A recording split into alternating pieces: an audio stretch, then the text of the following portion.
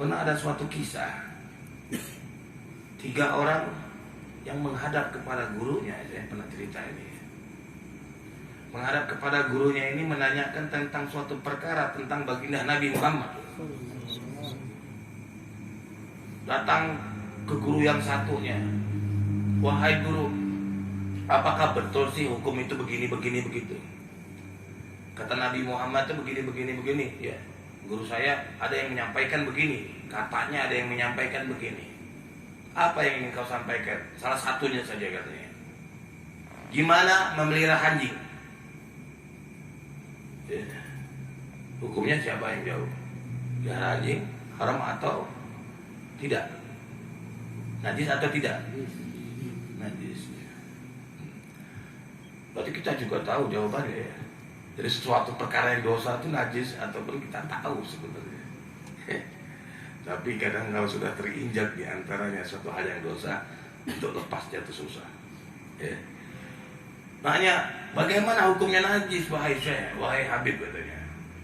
Hukumnya memelihara anjing itu najis dan haram. Kalau sudah najis itu tertempel di tangan ataupun di tubuhnya haram. Ya, tanpa dicuci 7 kali dengan tanah, maka najis itu tidak akan lepas daripada dirinya.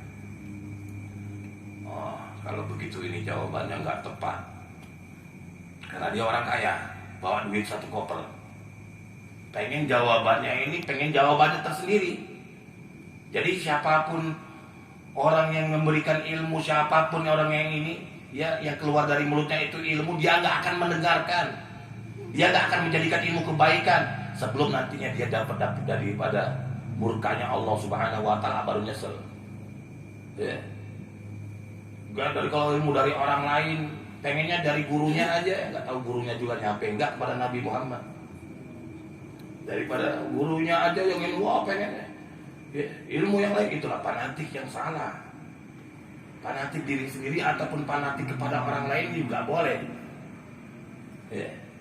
Harus kita memiliki prinsip, kalau ilmu itu tentang Nabi Muhammad saya akan ambil.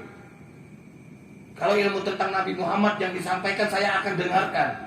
Saya akan nantinya saya amalkan. Itu prinsip kehidupan. Siapapun keluar dari mulut seseorang tersebut, ya, makola ya. Jangan lihat dari suatu yang disampaikannya, ya, dengan sesuatu lihat dari tempat, tapi lihat dari isinya. Yang disampaikan itu apa? Nah, itu kita ngambil prinsipnya. Ya. Nah, ini orang tadi pengen prinsipnya sendiri, pengen jawaban sendiri.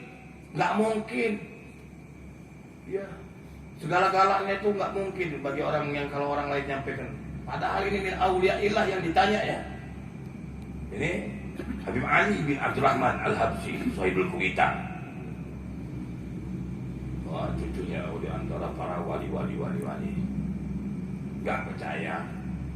Saya bawa uang 1 koper dengan jawaban gini, gak puas saya, gak jadi. Dicari lagi ya, karena habaib gak butuh duit. Ya gak butuh uang 1 koper. Kalau hak ya hak, A ya A, B ya B. Kalau misalkan dia A dikatakan B, kata man ilman falyatabawa madahu minan nar. Dosanya bukan hanya dosa, tapi neraka jahanam Allah Subhanahu Wa Taala. Itu yang prinsip yang menjadikan seorang ulama. Nggak mau sembarangan, nggak mau ditutupin, nggak mau. Bukakan aja saklek, najis, haram. Nggak tahu siapa pangkatnya, jelaskan. Balik lagi dia, tinggalkan, bukan guru saya berarti. Nyari guru yang lebih bagus lagi, menanyakan lagi, kedatang seorang wali lagi datang lagi. Wahai Habib, wahai Syekh, saya ingin menanyakan tentang perkara hukumnya bagaimana memelihara anjing. Ya, yang datang yang kedua adalah Habib Abdullah bin Muhsin Al-Atos, Sahibul Empang. Ya, kalau yang ahli biara di mana itu tempatnya pasti tahu. Tanya lagi enggak? Kata Habib Abdullah, hukumnya memelihara anjing najis, haram, malaikat rahmat gak masuk rumah. Ya. Kalau yang memelihara hewan-hewan yang berkuku, yang serba najis, malaikat gak akan masuk ke rumah. Ya. Banyak ya nanti yang perkara hewan tuh ya. Ada anjing, babi, ular biasanya, monyet, bajing, yang pokoknya yang memelihara hewan-hewan seperti itu malaikat rahmat gak masuk ke rumah. Cupang mah kalau cupang. Kalau cupang nggak apa-apa, kalau cupangnya diurus ya. Kalau hewan bagus semuanya, burung hatta bagus kalau diurus. Ya. Kalau nggak bisa ngurusnya ente kunci udah nggak bisa lepas dia, nggak ente kasih makan berarti ente nggak berdosa, ya nanti dipertanggungjawabkan di kiamat. Ada yang tua tentang burung, kita melihara burung, memelihara ikan nanti dipertanggungjawabkan nanti. Ya.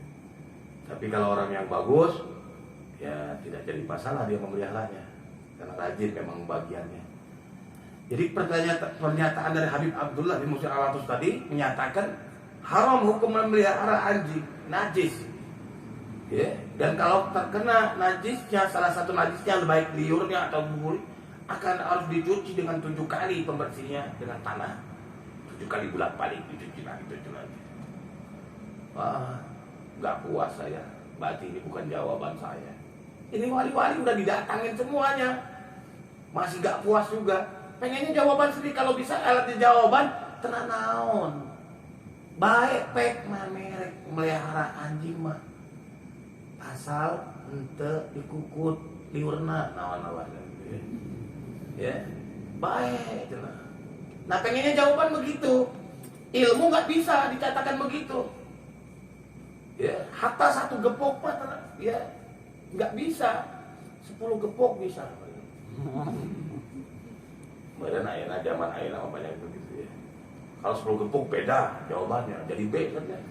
Tenang naon baik ya. Ya. Kita kayak nanyain hukum haid di masjid ini kan kemarin kan 1, 2 dapat kesuhaiannya enggak, haramnya haram berarti nggak boleh lagi. Ya. Masih ada yang perempuan masuknya berarti haram nah gitu ya. Kan kita harus ada kepastian gitu. Ya, jadi masalah kalau bertanya ya, kita ngambil patokan, jadikan suatu ilmu dan jadikan suatu patokan hukum kita. Di sini dilarang wanita haid masuk masjid di sini, hatta pun apapun. Ya, nah itu adalah hukum syariatnya. Kalau hukum sendiri nggak bisa. Ya. Nah, orang tadi udah 2 kali mendatangi gurunya, mendatangi para wali-wali Allah, yang wali, yang alim, ya udah wali, udah alim. Ya, ahli ilmu. 2 ini tidak pengaruh bagi dia. Datang lagi dia mencari lagi guru lagi dah. Gua bawa 3 gepok ya, 3 koper duitnya. Kalau ada jawabannya boleh, saya kasih 3 koper ini duitnya. Datang menemui seorang wali Allah yang alim, yang luar biasa juga, yang berilmu. Habib Salim bin Jindan. Terkenal di kota Tangerang. Ya, putra-putranya pewaris ilmu yang luar biasa.